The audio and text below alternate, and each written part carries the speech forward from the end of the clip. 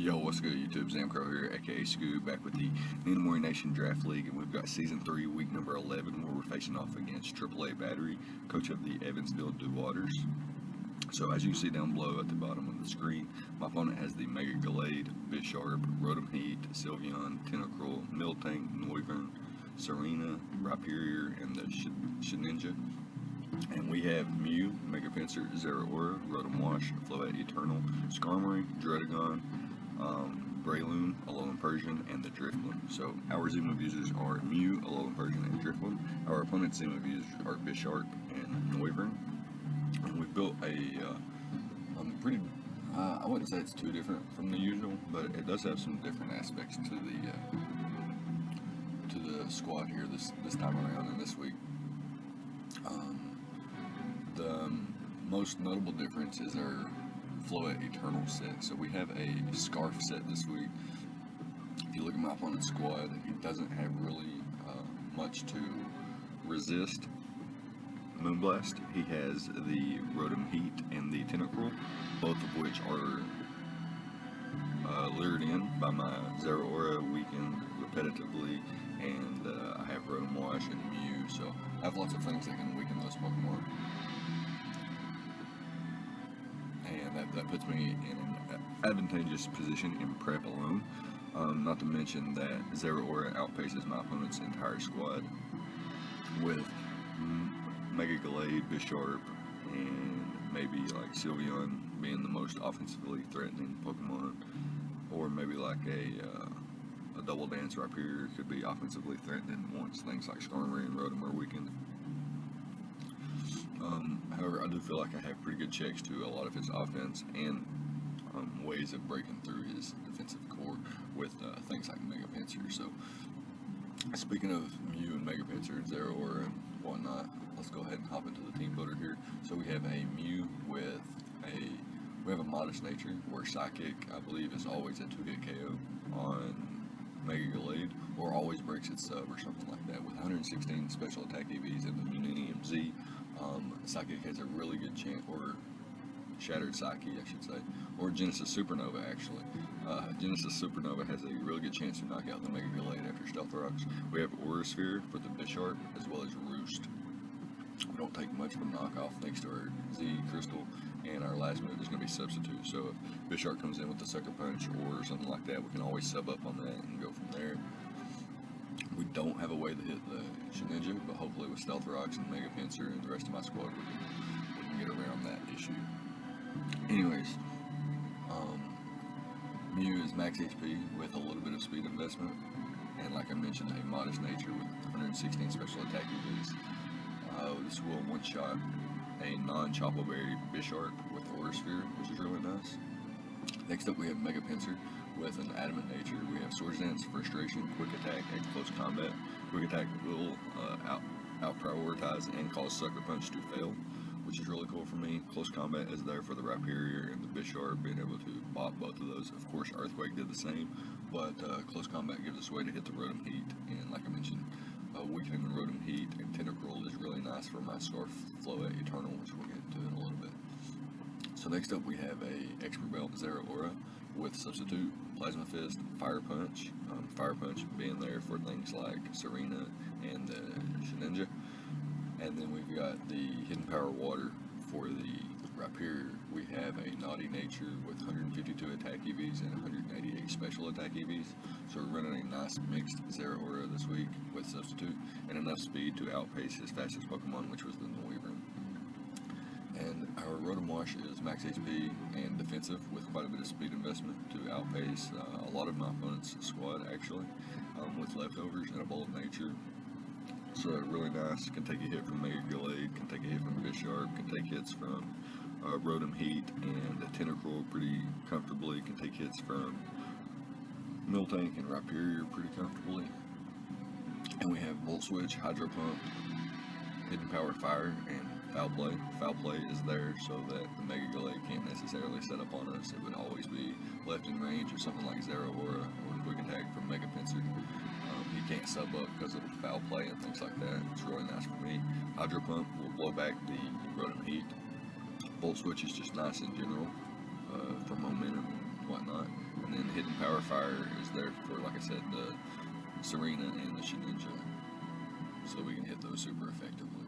And next up we've got the Choice Scarf Flood Eternal. We still have Wish on this bad boy, just in case our opponent has something like Rotom Heat or Tentacruel that he could easily switch into still.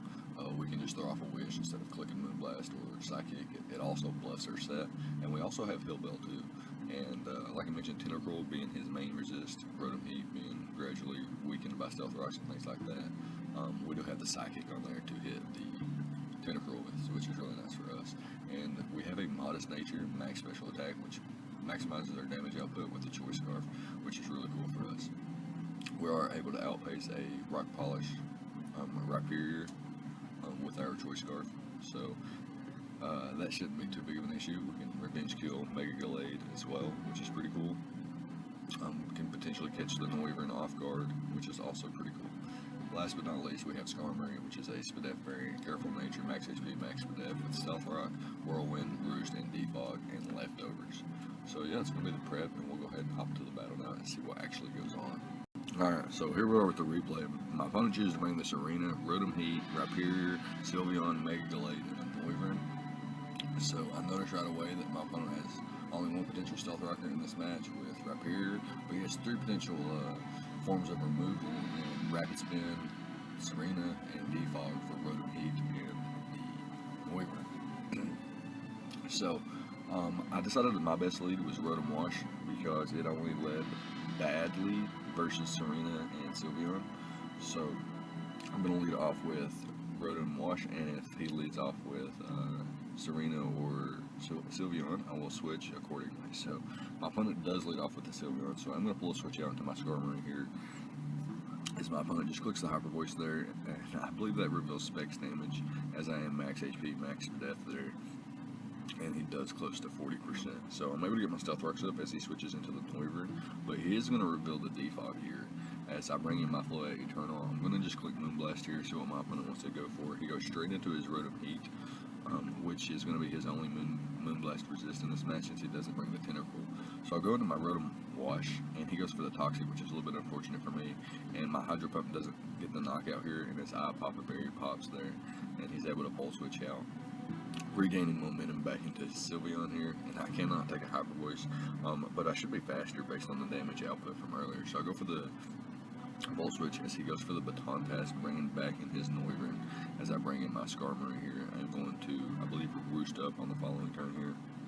Or, excuse me, set up Stealth Rocks as I would be out of range of the following Flamethrower, and can Roost up on the following turn. So, forced him to Defog, and he's in an okay position now. I could get my Rocks back up, but he can just Defog constantly.